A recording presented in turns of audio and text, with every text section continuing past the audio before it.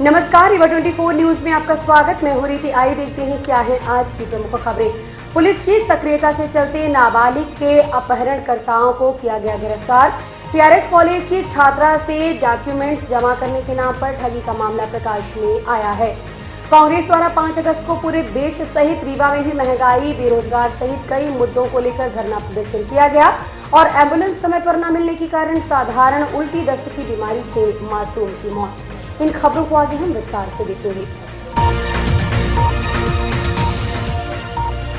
Civil line Rewa एवं Simaria police के संयुक्त तत्वावधान में एक नाबालिग के अपहरणकर्ताओं को गिरफ्तार कर लिया गया। कल शाम 5 बजे 12 साल के एक बच्चे का अपहरण हो गया था। परिजनों द्वारा बताया गया कि एनसीसी ग्राउंड में 12 साल के बच्चे अपने बड़े भाई के साथ खेल रहा था। तभी अचानक आरोपी अंकित मिश्रा पिता राम नरेश मिश्रा अपनी गाड़ी में बैठाकर युवक को लेकर रफू चक्कर हो गया। घटना की सूचना रीवा एसपी नवनीत भसीन सहित सिविल लाइन पुलिस एवं सिमरिया पुलिस को दे दी गई। रात भर परिजनों के साथ सिमरिया एवं सिविल लाइन पुलिस आरोपी को ढूंढती रही। तब आज सुबह सिमरिया थाना क्षेत्र अंतर्गत गांव के ही लोगों ने आरोपी को पकड़ लिया। बताया जा रहा है कि आरोपी के खिलाफ सिमरिया रीवा सहित कई मामले दर्ज हैं। वहीं आरोपी के पास से 12 साल का बच्चा मिल गया था और उसने उस बच्चे को नशे का सेवन भी कराया था। फिलहाल पुलिस ने आरोपी को गिरफ्तार कर लिया है और बच्चे को मेडिकल चेकअप के लिए ले जाया गया। वहीं सिविल लाइन पुलिस ने आरोपी को अपने कब्जे में ले लिया है। घटना को लेकर पीड़ित छात्र के चचेरे भाई ने हमें बताया। छोटा भाई चचेरा भाई यहाँ सिरमौर चौराहा में जो ग्राउंड है एनसीसी, उसी में खेल रहे थे और एक गांव का ही लड़का अंकित मिश्रा और पिता राम नरेश वो आके उसको गाड़ी में बैठाया और लेके रात भर फरार था। पता नहीं कहाँ ले गया, क्या खिला दिया, क्या पिला दिया। 10-12 साल का लड़का है और मम्मी चली गई थी, मम्मी थी नहीं वहाँ पे। उसके बाद जैसे हम लोगों को जानकारी मिली तो हम लोग आके थाने में रिपोर्ट करवाए हैं। रिपोर्ट करवाने के बाद एसपी साहब से बात हुई। एसपी साहब को बताने के बाद टीआई साहब सिमरिया को भी बताया तो वो भी पूरा प्रयास रात भर किए हैं और ये लोग भी हम लोगों के साथ पूरी रात भर घूमे। ये सुबह मटीमा में इसकी गाड़ी खराब हो गई थी बरौ मोड़ में। तो एक जन सब्जी लेके जा रहे थे हमारे गाँव के, तो वो देखे बोले कि ये तो लड़के को गाड़ी ढुसवा रहा है, पीछे से धक्का मरवा रहा था, गाड़ी बंद हो गई। तो फिर उन्होंने अपनी सब्जी फेंक के उसको पकड़ा, अंकित को। भाई वो तो नशे में उसको कर दिया था, तो उसको पकड़ के दबोच लिए हैं वहीं नहर के पास। फिर एक गांव वालों को फ़ोन लगाए हैं और वहाँ कई लोग शौच के लिए सुबह गए थे तो इकट्ठा हो गए थे, तो उसको पकड़ लिए हैं और पकड़ के फिर गांव लाके फिर पुलिस यहाँ से सामान से सिटी से पुलिस पहुंची है और सिमरिया पुलिस भी दोनों पहुंच गई। जो आरोपी है इसका क्या नाम है? इसका अंकित मिश्रा और पिता राम नरेश। इसके पहले भी कई अपराध दर्ज है? अरे कई भाई साहब, एक हो तो बताएं, अनगिनत है। इसका पूरे गांव में 3-4 तो गैंग बना के रखे। सोना मुनासिब निके सिमरिया में आप दिखवाएंगे तो 20 रिपोर्ट है। टीआई साहब तो मैं खुद 10 बार बोल चुका हूँ कि भाई साहब ऐसा ऐसा है।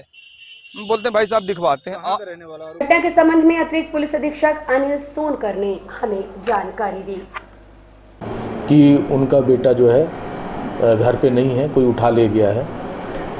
तो उस सूचना पर तत्काल जो है अपराध का पंजीयन किया गया और थाना सिविल लाइन ने फुटेज की तलाश की और फुटेज में एक संदेही मिला जो उन्हीं के गांव मटीमा थाना सिमरिया का रहने वाला था। उसके घर जा करके उसे बरामद करके लाए हैं। अभी पूछताछ जारी है। सर, इसको पहले से भी कई चोरी के आरोप लगे हैं। ये बताया जा रहा है सिमरिया थाने का रहने वाला है वो, कि सिमरिया थाने ने कुछ चोरी के अपराध में उन पे पहले संदेह किया गया है। सर, उसमें बच्चे का अपहरण क्यों किया था, कुछ जानकारी नहीं? अभी ये विवेचना का विषय है। बच्चा भी जो है थोड़ा सा सो रहा है। अभी बच्चा जब जागेगा उससे पूछताछ होगी। उसके बाद ये विषय आएगा कि वो क्यों। टीआरएस कॉलेज के छात्रा से डॉक्यूमेंट्स जमा कराने के नाम पर ठगी का मामला प्रकाश में आया है। बीकॉम सी ऑनर्स की छात्रा आंचल पटेल ने बताया कि वह अपने डॉक्यूमेंट्स जमा करने टीआरएस कॉलेज आई हुई थी। वहां एक व्यक्ति दिखा जो टीचर से बात कर रहा था। जब उसने पूछा क्यों आई हो तो आंचल ने बताया कि डॉक्यूमेंट जमा करने हैं। उसने कहा कि वह जमा करा देगा और पेपर उसने उससे ले लिए और कहा कि इसका पैसा देना पड़ेगा, आप दे दीजिए। इस पर आंचल ने अपने पिता के पास से पैसे लेकर गई और वह आंचल की एक सहेली से भी 300 रुपए लिया और चंपत हो गया। हालांकि आरोपी को गिरफ्तार कर लिया गया है और कार्यवाही की जा रही है। इस संबंध में आंचल ने हमें बताया। मैं गई थी क्लास में तो कुछ फ्रेंड थे, फिर मैं बोली कि नहीं जाऊंगी। फिर वापस आई नीचे तो वो बैठा था, बोला कि मुझे डॉक्यूमेंट जमा करना है, तो तुम डॉक्यूमेंट जमा करने आई हो? तो मैं बोली हाँ डॉक्यूमेंट जमा करने आई हूँ। तो बोला कि दो मैं करता हूँ डॉक्यूमेंट जमा। फिर मैं बोली ठीक है लीजिए कर लीजिए। फिर बोला कि ओरिजिनल टीसी लेना है, तो वो बोला मैं बोली ठीक है हो गया, ओरिजिनल टीसी भी दे देती। फिर बोला फीस भी लगेगी क्योंकि आपका वो नोटिफिकेशन नहीं आया है जहाँ आप रजिस्ट्रेशन कराए थे। तो फिर मैं बोली ठीक है, बाहर जब पापा जी खड़े हैं तो उनसे पैसा ले लेते हैं। फिर वो गए पापा जी के पास, पैसा लिए, बोले कि फिर वो मॉडल साइंस में कॉल करके बात किए, बोले कि कुछ बच्चे आए हैं उनका नोटिफिकेशन नहीं आया है। तो फिर वही बात किए, बोले कि हो गया, फिर आना। तो पता नहीं कि झूठ बोल रहे थे कि सही बोल रहे थे। कितना पैसा दिया था आपने? 300 रुपीज़ पैसा। उससे कुछ बात नहीं हुई थी, मैं आई थी तो लेट हो गई थी थोड़ा, तो मेरे भैया के फॉर्म इसको दे दी थी आंचल को। तो फिर मैं आंचल से पूछी तो बोले गया 300 मेरे से भी पैसा लिया था। क्या पहचानती थी उसको कि वो नहीं। प्रोफेसर है कि नहीं है? नहीं, कैसे आपने ले लिया? नहीं, वो कुछ टीचर्स उनसे बात कर रही थी, बोली कि आज क्लास में नहीं जाएंगे क्या पेपर देने। तो मुझे लगा कि वो टीचर्स भी होंगे, क्लास ले रहे होंगे, इसलिए ऐसा पूछ रहे हैं। बोला भी कि मैं इस विषय पर कॉलेज प्रबंधन से बात की गई, उनका क्या कहना है आइए सुनते हैं। बारे में हमारे विभागाध्यक्ष मनीष शुक्ला ने बताया है कि उस छात्र को 100 नंबर पुलिस पकड़ के ले गई है और उसके पास कुछ डॉक्यूमेंट्स बरामद हुए हैं और डॉक्यूमेंट्स उसको नहीं लेना चाहिए और वो गलत काम किया, उसके विरुद्ध शासनात्मक कार्रवाई की जानी चाहिए। और छात्राओं को भी वो करना चाहिए कि किसी को बिना जाने पहचाने अपने अभिलेख नहीं देने चाहिए। इसकी अगर ऐसी कोई समस्या आती तो प्राचार्य को उनको जानकारी देनी चाहिए और उनके पेरेंट्स से भी ये ध्यान दें कि हमारे बच्चे अपने डॉक्यूमेंट्स किसी दूसरे को प्रदान न करें। सर ये कैसे पहचान हुई कि ये लड़का फर्जी है? ये छात्राओं ने ही बताया है, परीक्षा के दौरान परीक्षा दे रहा था छात्रों ने बताया। तो हमारे मनीष शुक्ला जो विभागाध्यक्ष इस समय वाणिज्य के हैं, उन्होंने जाकर के इसकी तफ्तीश की और वो छात्र पकड़ा गया। ड्रेस कोड को लेकर के क्या आपने? ड्रेस कोड अलाउ मैंने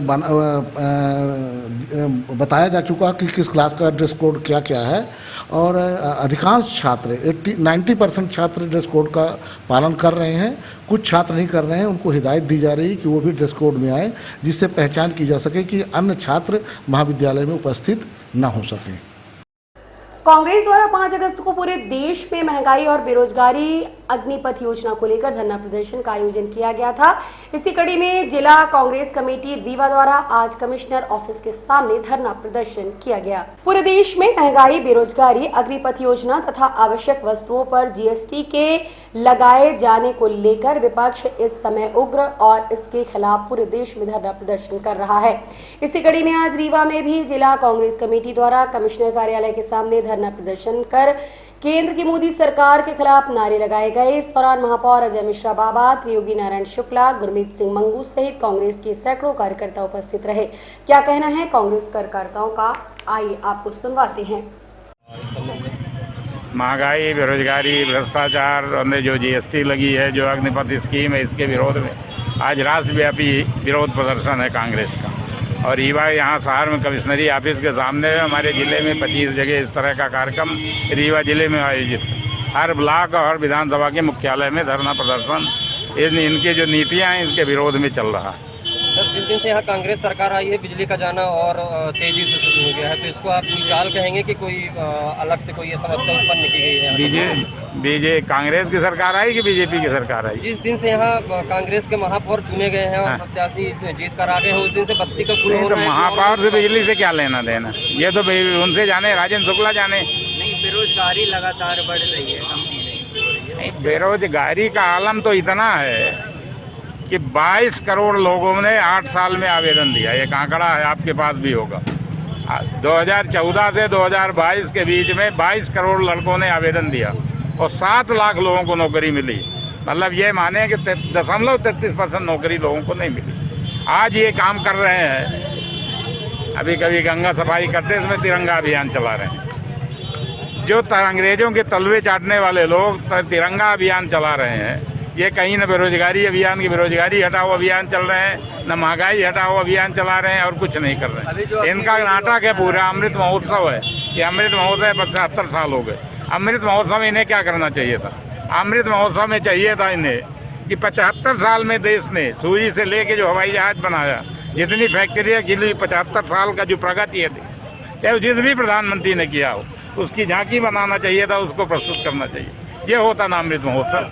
लेकिन अमृत महोत्सव में ये झंडा लगा रहे हैं, ये इतने राष्ट्रवादी हो गए हैं कि अंग्रेजों के तलवे चाट रहे थे, आज झंडा लगा के माहौल बना रहे हैं। सर, हर चीज का प्राइवेटीकरण कर दिया गया है। फौज जैसी नौकरी जो देश की सुरक्षा में भी जिसका अहम योगदान रहता है, जो देश की सुरक्षा करती है, उसको भी घटाकर 4 साल कर दिया गया है। भाई ये देश ही नहीं बच रहा था इनकी नौकरी की। भाई नौकरी का देखिए, इनके पास कुछ भी नहीं है। जो कहते हैं कि 70 साल में कांग्रेस ने क्या किया, हर साल 1 लाख भर्ती होती थी मिलिट्री वालों को, पूरा जीवन उनका सुरक्षित रहता था, उनके लड़े हुए बच्चों का जीवन सुरक्षित रहता था।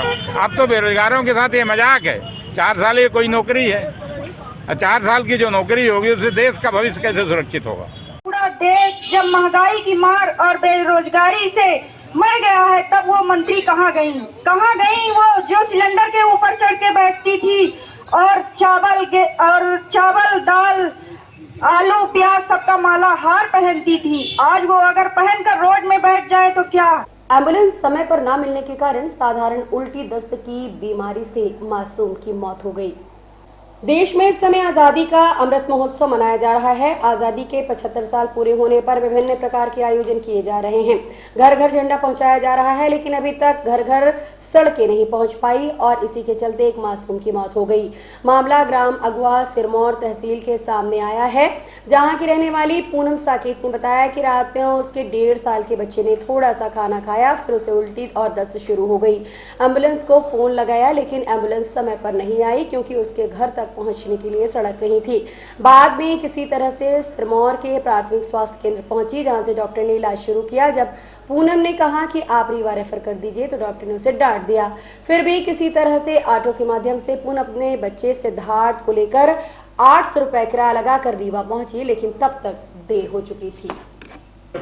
घर में कुछ नहीं दिक्कत थी, उसको रात में खिलाया पिलाया अच्छे से, नहीं सुबह रात भर लेटरिन किया है और कोई दिक्कत नहीं थी उसको, सिर्फ खा पिया बस। अस्पताल पहुंचने में क्या परेशानी हुई? अस्पताल पहुंचाने में हमको एम्बुलेंस की नहीं कमी पड़ गई थी। एम्बुलेंस नहीं आती हमारी इधर, रोड नहीं बनी है तो एम्बुलेंस नहीं आ पाती। एम्बुलेंस फिर कैसे मिली? एम्बुलेंस बहुत दिक्कत में बनी है। सुबह आई है एम्बुलेंस, रात में नहीं आई है। सुबह घर तक नहीं गई थी, अगुआ तक गई है। कितनी दूर आपको जाना पड़ा? 1.5-2 किलोमीटर है अगुआ।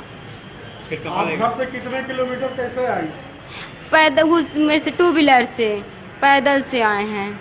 फिर एम्बुलेंस से कहाँ ले गए बच्चे को? सिरमौर लेके गए हैं। वहाँ इलाज हुआ? इलाज हुआ है, कुछ नहीं हुआ है। वहाँ लिखा है, डॉक्टर मिले हैं पर बोले वो कि नहीं यहाँ ले जाओ, बॉटल चढ़वा दो। तो हम बोले कि हमको ट्रांसफ़र कर दीजिएगा वहाँ से रीवा के लिए। तो वो ऊपर से हमको डांट रहे थे कि बोले तू ज़्यादा होशियार है, तू ले जा अपने बच्चे को। तो हम अपने से ऑटो बुकिंग करके लेके आए। छत के रास्ते घुसे चोरों ने नकदी सहित 3 लाख के गहने पार कर दिए। तरहटी के दुबियान मोहल्ले में रहने वाले रजक परिवार के घर कल देर रात 2 से 3 बजे के बीच छत से आए चोरों ने 30,000 नकदी सहित लगभग 3 लाख का गहना पार कर दिया।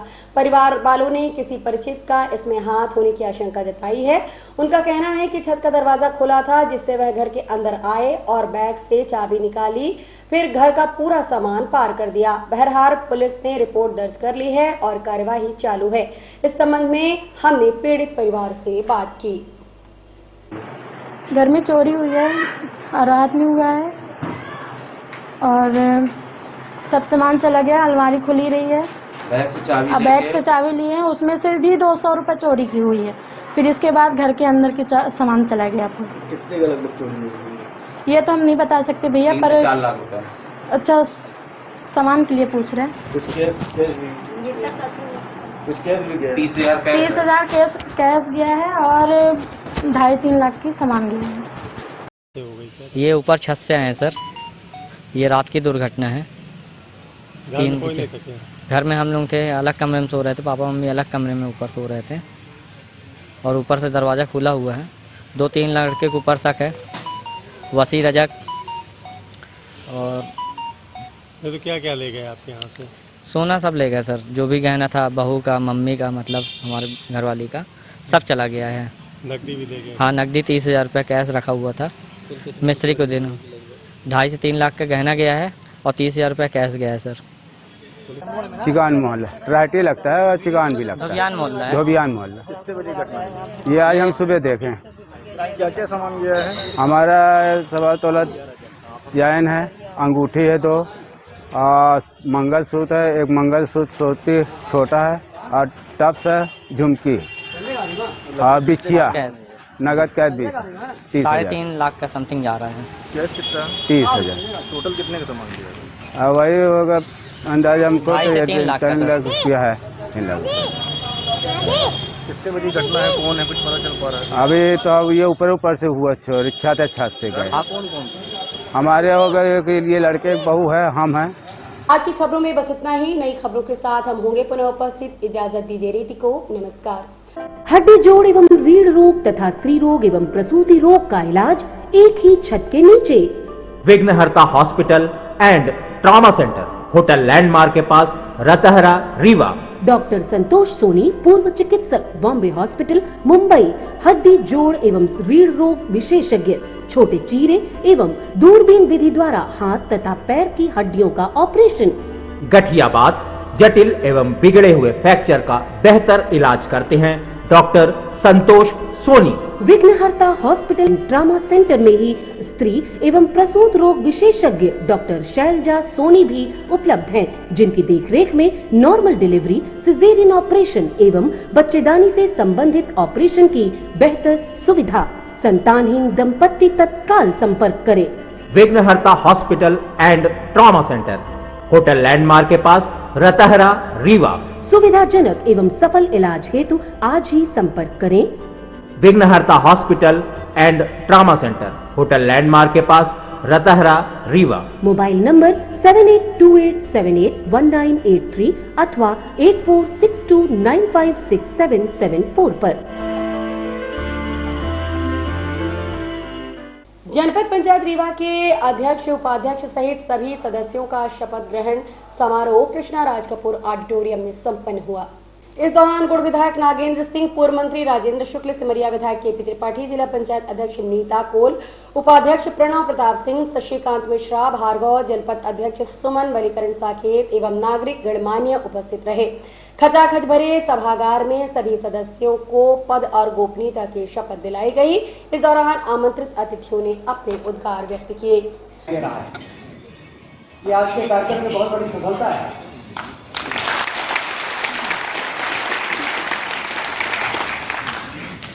और ऐसा लग रहा है कि बड़े मुश्किल से ये चुनाव हुआ है, उसका आनंद भी आप लोगों के चेहरे में दिखाई दे रहा है। क्योंकि सरपंची का चुनाव लड़ने वाले, पंच का चुनाव लड़ने वाले, सदस्य का चुनाव लड़ने वाले कहते थे कि आप लोग अपना चुनाव तो करा लेते हो, विधानसभा, लोकसभा, लेकिन हमारा चुनाव नहीं है। लेकिन एक नया उमंग और नया उत्साह, ये चुनौती भरा काम है। जनता का वोट लेने के बाद फिर जनता की अपेक्षाओं को पूरा करने के लिए हम लोगों को चैन से बैठने का अधिकार नहीं रह गया। ये बात अलग है कि पहले हम लोगों ने ऐसी सरकारें देखी है जो सत्ता में रहने के बावजूद जीवन से जुड़ी जीवनदायी योजनाओं के बारे में भी गंभीर नहीं रहते। आज रीवा की तस्वीर बदली है, क्योंकि बाढ़ सागर का बांध बनकर सिंचाई की नहरों से खेतों में सोन नदी का पानी जा रहा है। को उत्थान के लिए जमीन पर काम करने का काम किया है। ऐसी हमारी नवनिर्वाचित जिला पंचायत अध्यक्ष महोदया नीता कोल जी का भी मैं चाहता हूँ एक बार जोरदार तालियां बजाकर उनका स्वागत वंदन अभिनंदन किया जाए।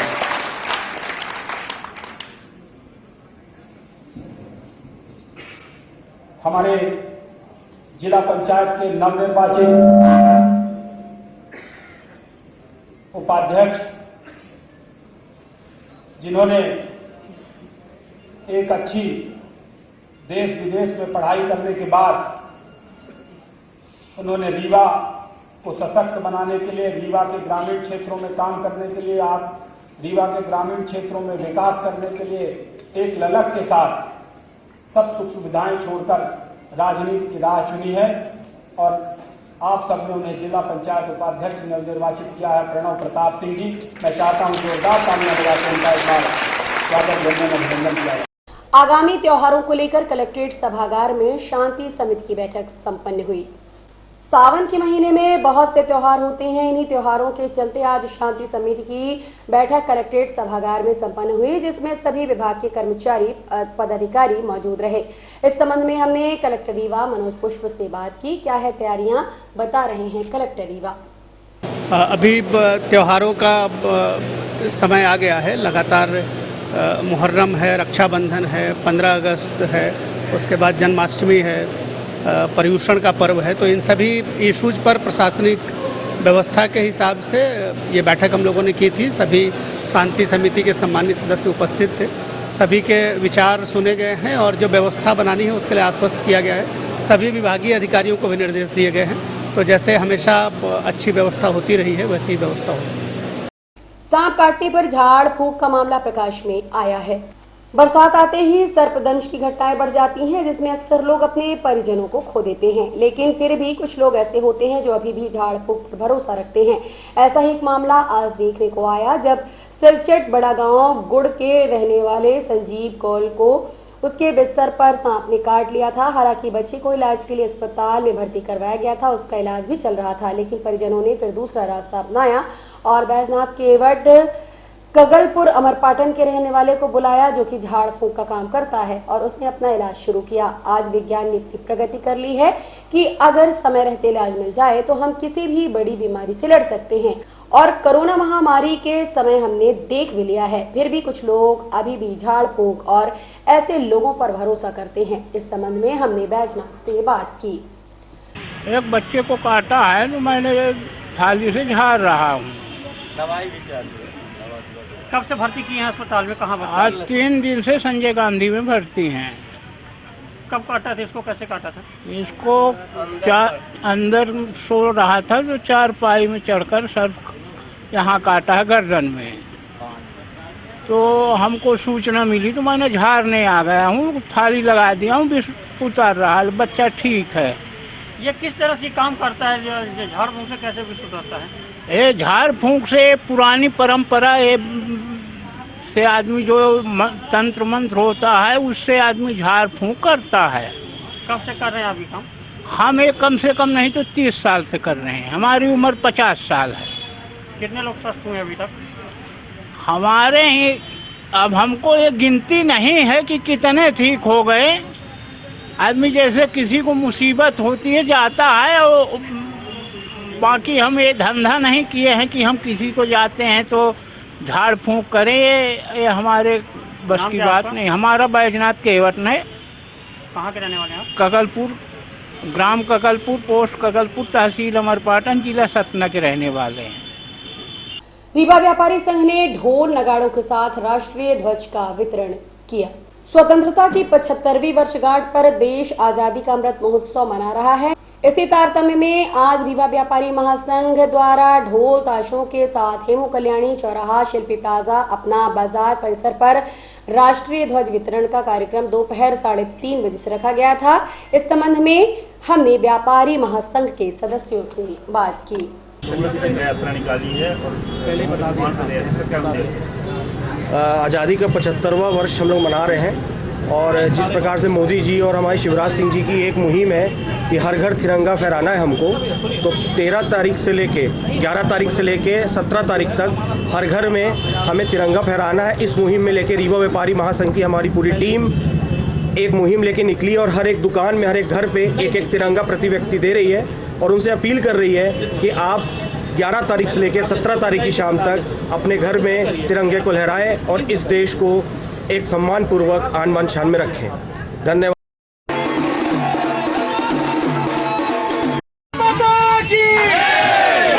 आज की खबरों में बस इतना ही। नई खबरों के साथ हम होंगे पुनः उपस्थित। इजाजत दीजिए रीति को। नमस्कार।